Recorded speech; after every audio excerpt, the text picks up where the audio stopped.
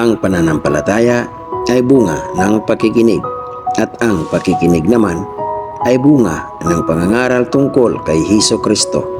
18 kabanata ng Juan, ang pagdakip kay Hesus. Pagkatapos ng panalangin ito, umalis si Hesus kasama ang kanyang mga alagad. Pumunta sila sa ibayo ng batis ng Kidron at pumasok sa isang halamanan doon. Alam ng taksil na si Judas ang lugar na iyon sapagkat doon madalas magpunta si Hesus at ang kanyang mga alagad. Isinama roon ni Judas ang ilang mga bantay sa templo at ang isang pangkat ng mga kawal Romano na padala ng mga punong pari at mga parisiyo. May dala silang mga lampara, mga sulo at mga sandata. Alam ni Hesus ang lahat ng mangyayari sa kanya kaya't sila ay sinalubong niya at tinanong, "Sino ang hinahanap ninyo?" "Si Hesus na taga Nazaret," sagot nila. At sinabi niya, "Ako iyon." Si Judas na nagkanulo sa kanya ay kaharap nila noon. Nang sabihin ni Hesus na ako iyon, napaurong sila at bumagsak sa lupa. Muli niyang itinanong, "Sino ba ang hinahanap ninyo?"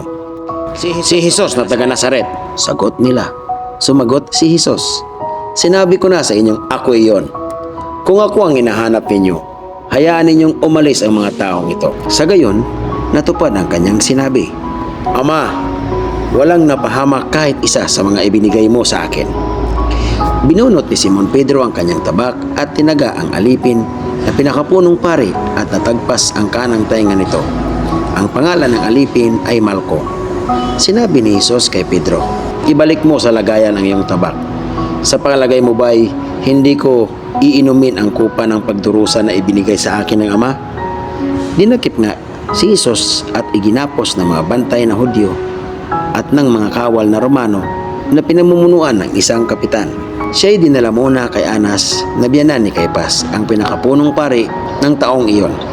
Si Caiphas ang nagpayo sa mga pinuno ng mga Hudyo na makabubuti para sa kanila na isang tao lamang ang mamatay para sa bayan. Sumunod kay Hesus si Simon Pedro at ang isa pang alagad.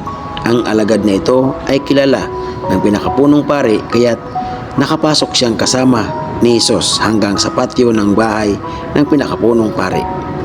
Naiwan naman si Pedro sa labas ng pintuan kaya lumabas ang alagad na kilala ng pinakapunong pari. Kinausap ang utosang babae na nagbabantay sa pinto at pinapasok si Pedro. Si Pedro ay tinanong ng babae, "Hindi ba't isa ka sa mga alagad ng taong iyan?" "Hindi," sagot ni Pedro. Maginaw noon, kaya't nagsigan ng uling ang mga utusan at ng mga bantay at nagumpukan sila sa paligid ng apoy upang magpainit. Nakihalo sa kanila si Pedro. Tumayo roon at nagpainit din. Tinanong si Hesus ng pinakapunong pari tungkol sa kanyang mga alagad at sa kanyang itinuturo. Sumagot si Hesus, "Hayagan akong nagsasalita sa madla at lagi akong nagtuturo sa mga sinagoga at sa templo na pinagtitipunan ng mga Hudyo. Wala akong sinabi ng palihim.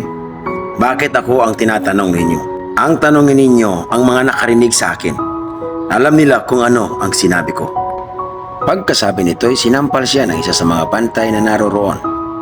"Ganyan ba ang pagsagot sa pinakapunong pari?" tanong niya. Sumagot si Hesus, "Kung may sinabi akong masama, patunayan mo.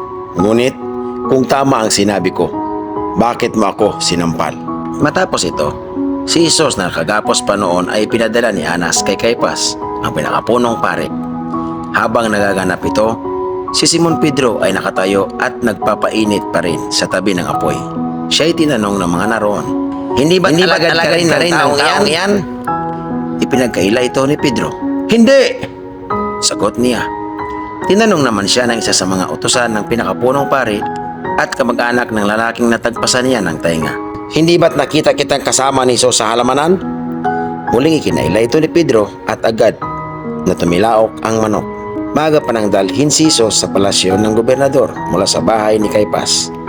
Hindi pumasok ang mga pinuno ng mga Hudyo sa palasyo upang siya'y huwag maituring na di karapat-dapat kumain ng hapunang Pampaskwa.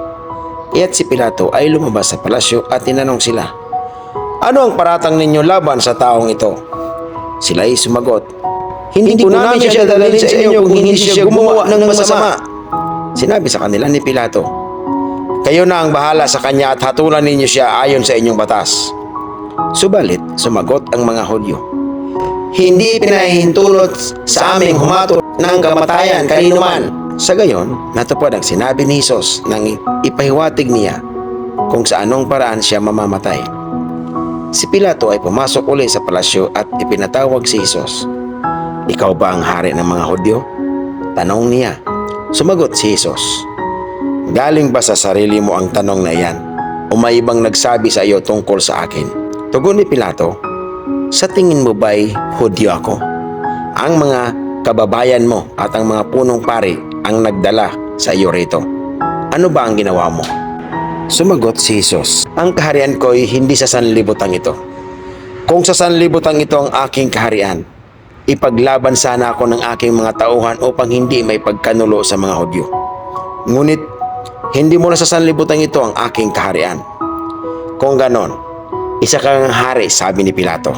Sumagot si Hesus, ikaw nang nagsasabing ako'y hari. Ito ang dahilan kung bakit ako ay pinanganak at naparito sa sanlibutan, upang magpatotoo tungkol sa katotohanan. Nakikinig sa aking tinig ang sino mang nasa katotohanan. Ano ba ang katotohanan? Tanong ni Pilato. Pagkasabi nito, muling lumabas si Pilato at sinabi sa mga Hudyo, Wala akong nakikitang dahilan upang hatulan siya. Ngunit ayon sa inyong kaugalian, dapat akong magpalaya ng isang bilanggo sa pista ng Paskwa. Ibig ba ninyong palayain ko ang hari ng mga Hudyo? Hindi! Sigaw nila. Hindi siya! Kundi si Barabas! Si Barabas ay isang tulisan.